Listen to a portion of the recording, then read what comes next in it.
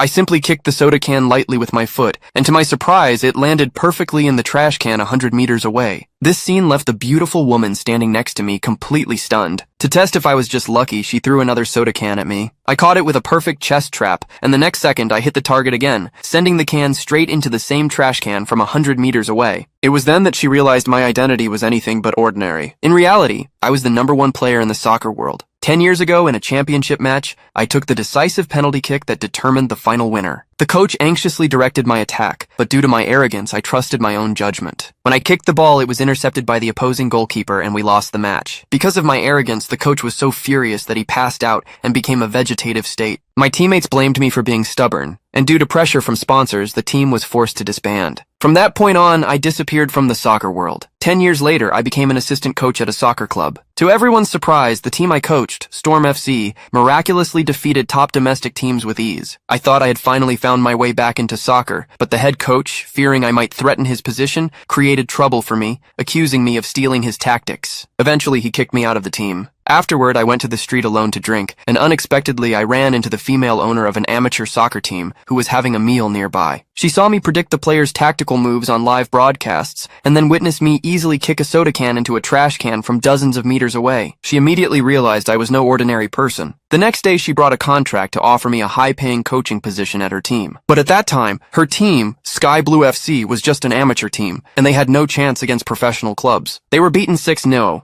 And the professional team didn't take me, the new coach, seriously. But what they didn't expect was that I quickly analyzed all the strengths and weaknesses of their players. I even boldly claimed that although professional teams were strong, it wasn't impossible to beat them. At first, no one took me seriously, but as the matches began under my leadership, this underdog amateur team won match after match, and eventually, we made it into the top 16. This made the players from Storm FC incredibly jealous. After losing me as their coach, they couldn't even beat teams they had once defeated, and they were eliminated from reaching the finals. When the team owner found out, he immediately ordered the coach to bring me back. Though he agreed verbally, he was furious inside. Soon the quarterfinals arrived, and our opponent was the Royal team. Even though we faced such a strong traditional team, Sky Blue FC still held a 1-0 lead at halftime. The Royal team's coach was furious during the break. At that moment, the coach from Storm FC found him and said he had a way to help him win the game. In the second half, the Royal team players, following his instructions, increased their physicality. Right as the game began, they tackled our forward to the ground. Though they were warned, our forward injured his ankle and had to leave the game. In the following minutes, they continued to play aggressively, and another of our players was forced to leave. As the game entered injury time, if it went into extra time, we would definitely lose due to being one player short. At that moment, the beautiful woman told me something unexpected. The contract she gave me was actually a player's contract, and my name was still on the team's roster. I was stunned. I had